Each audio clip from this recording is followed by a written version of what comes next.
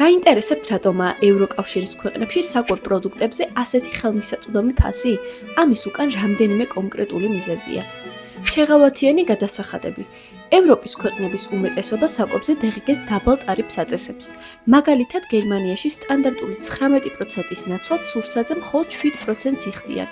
ეს მთავრობის შეგნებული გადაწყვეტილებაა, რომ პროდუქტი ყველასთვის ხელმისაწვდომი იყოს.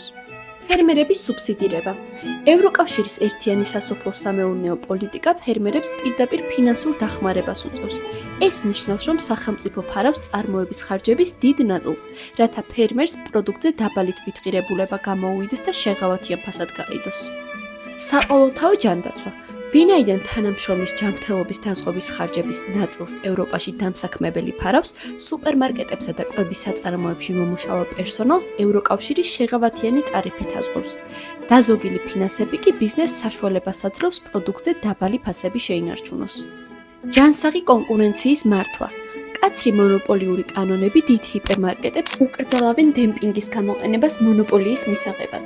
ანუ, რომ არ გაყიდონ პროდუქცია პერიოდულად თვითღირებულებაზე დაბალ ფასად, რითიც ისინი აკონტროლებენ მცირე მეწარმეებს და მხოლოდ თვითონ რჩებიან ბაზარზე ფასის დამდგენები. ფასდაკლება ბოთლების ჩაბარებიდან. ევროპაში თითქმის ყველგან დგას ეს აპარატები. თქვენ აბარებთ გამოყენებულ პლასმასა თუ შუშას, აპარატი კი გაძლევთ ვაუჩერს, რომელიც სუპერმარკეტში პროდუქტების საფასურს იხდის.